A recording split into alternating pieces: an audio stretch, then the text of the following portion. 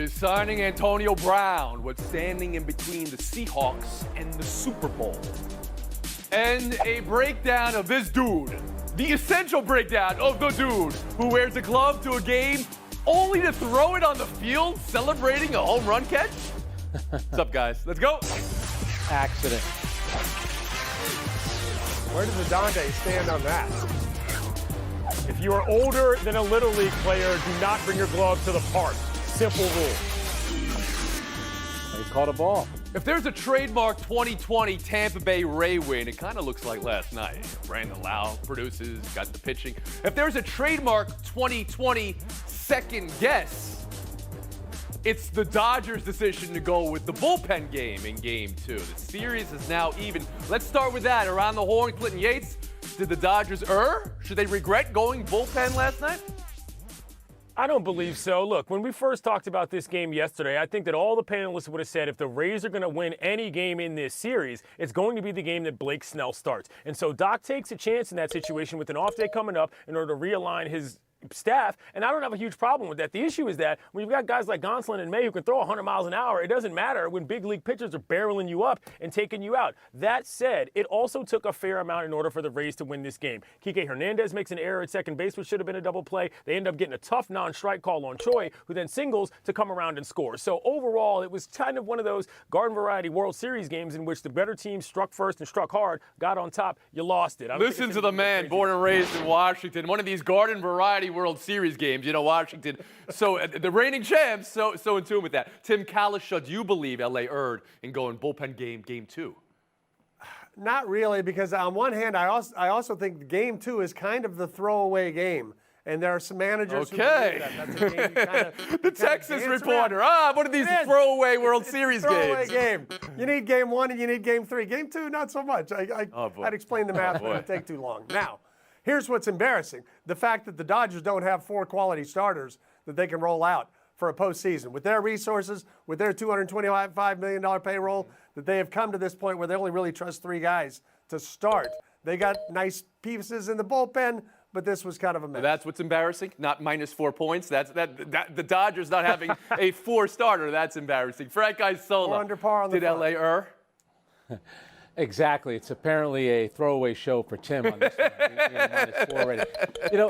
Clinton, you cracked me up. You're kind of giving all the reasons why the Rays were so lucky to win. That's because you had the Dodgers in a sweep. Yes. I didn't say they were lucky. I said things came together. Oh, but you made it sound like, it came together because they're a really good team. They had a great record during the regular season. Here's what I would worry about if I were the Dodgers. When you look at Lau, who was 6 for 56 prior to last night, he gets 2 home runs. Their offense finally came to life. Puts a lot of pressure now on Walker Buehler in Game 3. Brian, can we still drill down on this question? Do you believe LA erred in going to a bullpen game, Game 2 of the World Series? No, because this is the established way baseball is being played now, number one. I don't think so there's any problem. That's just the way it is. I think it's not exact, worrying too much about nothing here. They know what they have to do. They know what their resources are. They know how to go. They're going to have Kershaw ready in Game 5. They're going to have Buehler, who may be their best pitcher, going tonight. And 1-1 is not. What's 1-1? 1-1 is fine. All right, we're now down to a best of 5. I don't make all these apocalyptic pronouncements about the importance of any game other than if you're down 0-3, you better win 4, and if it's 3-3, it'd be a good idea to win 7. And of course, today is an off day. It's the travel day of this series, right? Bob, talk to us. You know this Tampa Bay team better than anybody on this panel. How they even the series, and who should feel better? It's 1-1. Oh, I think that the Rays should be feeling better for the very simple reason that I will go so far as to say they're playing with house money. Maybe not in their own minds, but in the eyes of the world. There is zero pressure on them outside of whatever exists in that Bay Area, in that Tampa Bay area, to win this thing. It's been the LA Invitational from the start. They have all the pressure. They have the weight of history on them, not the Rays. Tim Kalisha? No, I mean, the Dodgers they would love to have been up 2-0, obviously. But, I mean, they got Walker Buehler twice. They got Kershaw in Game 5. They have the bats. They made it a game. If Chris Taylor gets on base, Mookie's coming up as the tying run in the 9th inning last night. So I don't think they're worried about winning. Tony, it reminded me a little bit of Andy Pettitte starting game 2 for the Yankees, how important that is. Yes, they have a left-hander out there. And now for Tampa, this is why they should feel great. They got Charlie Morton going in their next start. He's been lights out since the playoffs started. I was about to mute Frank for making a very predictable New York reference, but Andy Pettitte, such a good-looking guy. How could you mute a guy for bringing up Andy Pettitte? All right, I know we've been horned, but the fan who caught the home run, your boy, Clinton Yates. What's the deal with your boy? Why is his glove flying off his hand? Why does he kind of look like Robin Williams? Did Arozarena break protocol by throwing it back? In the scouting report there, that's like a 50-grade receiver of the ball, does not receive it well. Bad transfer on that. Come on, dude. Don't be bringing your glove to the ballpark when you're that old of a man. What do you think? Everybody wants it. Kalisha. What? I honestly think he was just like, celebrating, probably trying to make a fist with that glove hand, and he forgot his release point. Yeah. It was a little too Well, high there, I don't know how you let it forget go. you're wearing a glove in your hand, Isola. I seem to remember a Halloween show on this show where someone came dressed as the head coach of Michigan. He brings a glove to the game. You bring a glove to the game, and he caught a ball. What's wrong with that? It doesn't matter how old Bob you are. Bryant. Good play by him. Hold the glove. Doug Flutie once caught 2 foul balls in the game, bringing his glove to a game. 2. So I have no problem with that part of it. They tried to sell us that it slipped off his hand, but that's a hard one to buy. Yeah, I'm not buying that either. I'm glad you said that, Bob. If it was underhand, but it was, and it went too far for that to happen. Yeah, all right. Yeah. We've been horrible. We'll move on. Wide receiver news in the NFL today. Looks like the Baltimore Ravens and Dez Bryant are maybe inching closer to coming to terms. Practice squad and beyond for Dez Bryant in Baltimore. Josina Anderson reports Baltimore, what she's hearing right now, not interested in Antonio Brown at the time. And that gets us talking about the Seattle Seahawks. Pete Carroll last night, Sirius XM Radio, excuse me, talking about Antonio Brown. Quote, "We're there, we're in it, it isn't settled yet." Brown's 8-game suspension after sending threatening texts to a woman who accused him of sexual harassment just about to end, so he will be available next week. Tim, does it make sense for any of those teams to go after him? And if who specifically, if you believe so? I just don't know why Seattle wants to do this. The DK Metcalf is a great young talent, and Lockett's an excellent possession receiver. So Antonio Brown's not going to be the main guy there. Maybe they think, with that being the case, he can come in and just be Antonio Brown and not be the ringleader of some circus like he tried to conduct at the end of his days in Pittsburgh and then in Oakland and then in New England and everywhere else he's gone. So maybe a little bit for Seattle. I don't want him if I'm Baltimore or somebody who really needs a number 1 receiver, because if you elevate him to that status right away, I think you're asking for trouble. Yates? I don't think there's a scenario in which you can bring Antonio Brown on and not have him try to be the main guy and not be the leader of a three-ring circus, because that's what he does, and that's the problem. If I'm Seattle, I'm not putting myself in a position to mess up what's going on with that offense so far. And Brian is a different situation. For me, I just feel like he's made a more honest effort to get back to a team. I wouldn't go anywhere near AB personally. Forget the man. Just from a team constitution standpoint, I would not want that guy near my locker room. Right, guy Sola. You know what? I completely agree. When I watch Seattle play, you're thinking, you know what? They really could use another diva wide receiver. That's the last thing that they need. Why would they go after a guy like Antonio Brown? And I get it. I think he's getting really good advice because he's maintained a pretty low profile, which he should at this point. He's trying to get back into the league. As for Dez Bryant, I've always had a soft spot for him ever since he made that catch against Green Bay, which wasn't ruled a catch. I think he will give you a sincere effort. I hope he can get back and play again. For Baltimore right now, should they come to terms? I mean, it has been years since Dez Bryant has played in the NFL at this point. Bob Ryan, can I bring you in here? You may, and Frank has alluded to the possibility, and I mean very faint, distant possibility that he has changed, that he could possibly reform himself and bring a sense of responsibility to a team.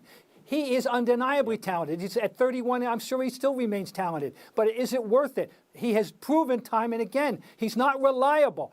You invest in him and he breaks your heart. No. Stay away from him. In Seattle, they don't need him at all. No. You don't believe Seattle I don't see what, is a Antonio Brown, and all this is taking just Antonio Brown, the player, and talking about him and what he was the last time we saw him on the field, which was briefly last year and then years ago. You don't believe Seattle is an Antonio Brown away from the Super Bowl? You don't believe Baltimore is an Antonio Brown away from the Super Bowl? No? Nobody.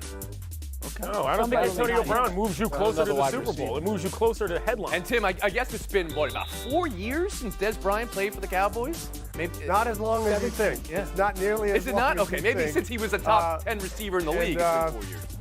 He's not going to be a problem. The problem is, can he play? Can he give you 30 snaps? And can he play down near the goal line? I think he can. I think he can help you a little bit. We've been Horn, taking a break right here. Isola and Ryan in the lead coming up.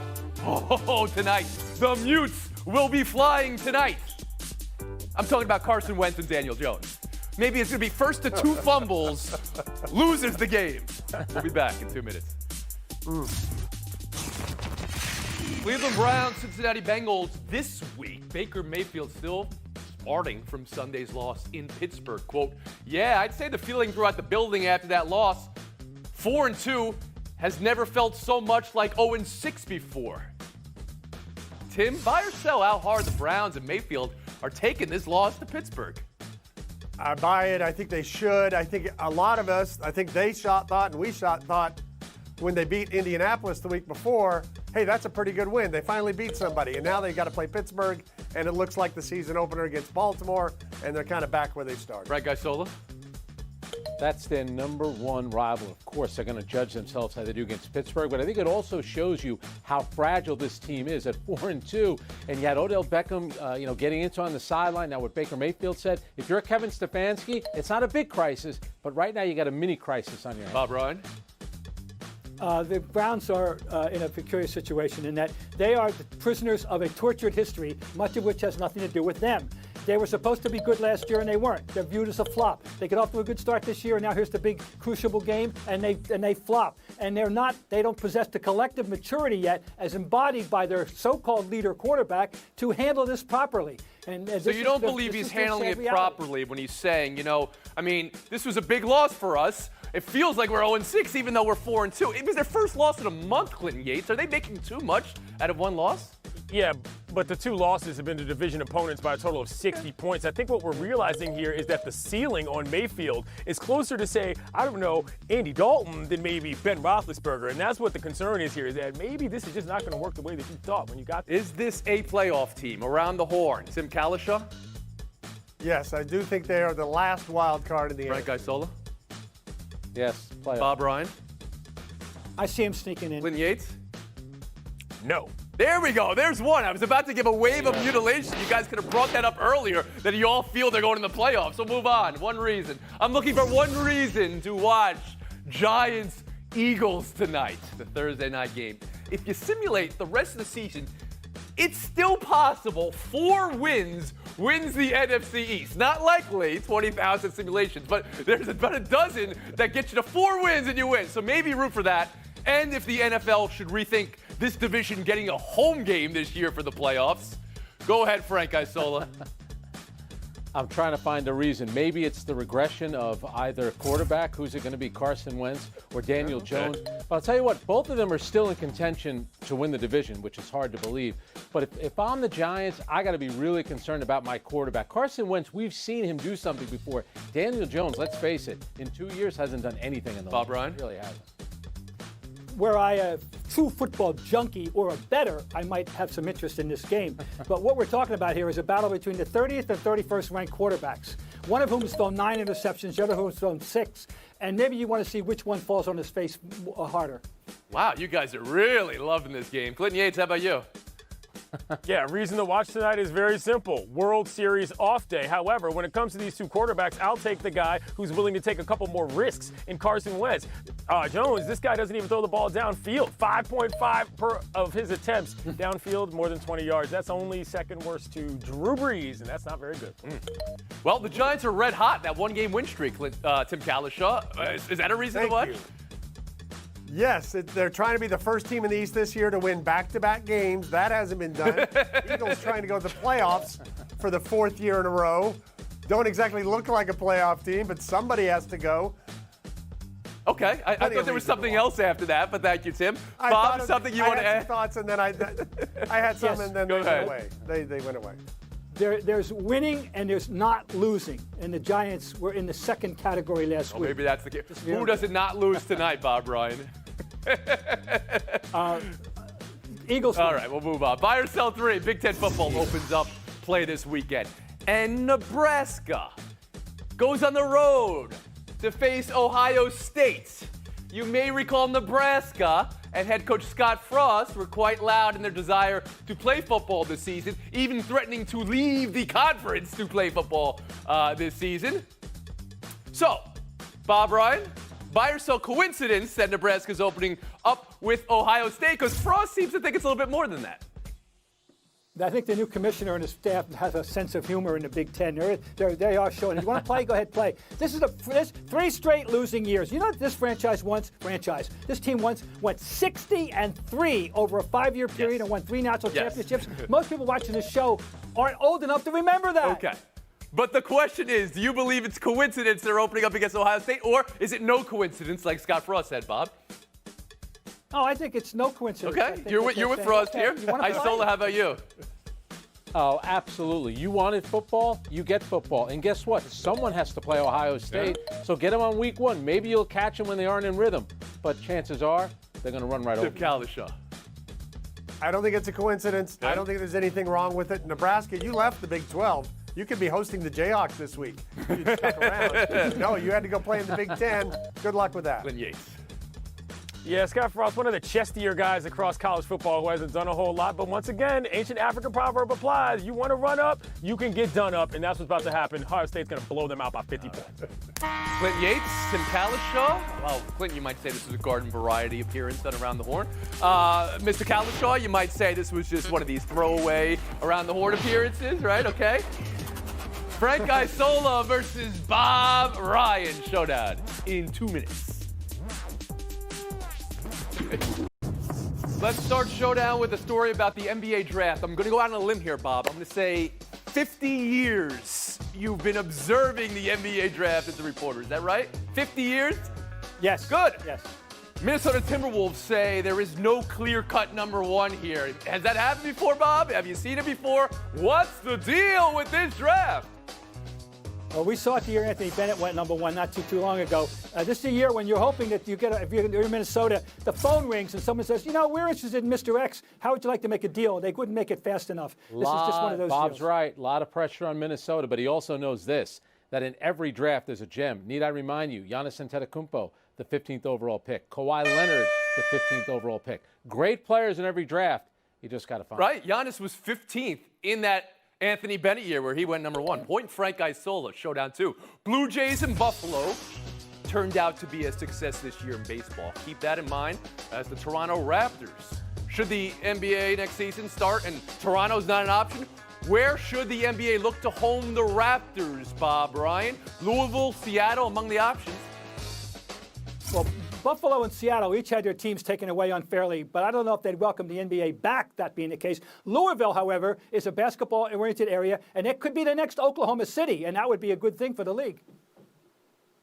I'd actually heard that Vegas was under consideration, which makes no sense because the Raptors are going to play most of their games against Eastern Conference opponents. If it's not going to be Orlando or Buffalo, what about Puerto Rico? They got a facility. The players are going to like it. The flight's not that far. Put him. Well, that's extreme Eastern Conference. I like what you're thinking there, Frank, but I'm going to give a point to Louisville as well. We'll move on. Showdown 3, Purdue football, appealing to the NCAA to allow Coach Jeff Brom to communicate with staff remotely as he has to miss this Big Ten opener after his positive COVID test. Should they let him, Frank? 2020, Tony, is all about working remotely. What is the big deal? All the things the NCAA has to worry about. This is something they're going to come down hard on. Let the guy coach the game. Mm-hmm. Bob? Ridiculous rule. I don't care if he wants to go by phone or wants to stand on his roof and send a flare up. Yeah, go for it on 4th down. What's the point of telling him he can't do that? None. Ridiculous. All right, we'll split the point, but before you celebrate Frank Isola, we got time for Showdown 4, the rare Showdown 4. Drew Lock here. It is cool to be able to, kind of put the Darth Vader mask on and, steer away from Jedi and come to the dark side, so to say, over here in Denver. Kind of like playing that guy and get a win this Sunday and start the rivalry. All right, Frank, start the rivalry. What do you think of Drew Lock trying to start a rivalry with Patrick Mahomes, doing it through a bunch of attempted Star Wars metaphors? Drew, Patrick Mahomes is your daddy. Why would you incite Mahomes? If I'm playing defense for the Broncos, I'm like, keep it down. That's not smart. Bob Ryan? Would you want a boring press conference? Oh, we play them one at a time, or somebody with a little fun, a little imagination, a little creativity? Oh, absolutely. Drew Lock, you're my new man. I love this stuff. Yes. Go for it. You want guys to answer questions? That's his answer. I don't think you're going to want to hear your answer on playback there, Frank. 30 seconds of FaceTime, Bob Ryan. On the 22nd of October 2001, a new TV show made its birth on this network. Two writers talking, just sitting around talking? Well, that was Tony Kornheiser, Michael Wilbon. That was Pardon the Interruption, and we owe them a great deal of thanks because without them, there's no us. We're a spin-off. Think about it. And we owe them a great deal, and they've got a lot more left in the tank. Go for it, guys. Happy anniversary. You know, it was actually October 17th. We had a special first, before we had the first official show on the 22nd. And we're all here, yes, we are all literally here, myself. You are. Because of this. People always ask me, how do they come together? It's this, because they are a married couple. They are my parents. Happy anniversary to my parents. In the history of television debates. There he is. It's not easy. We're going to have another example of that tonight. guy. Here's to the greatest debate show John in Travolta? all of TV.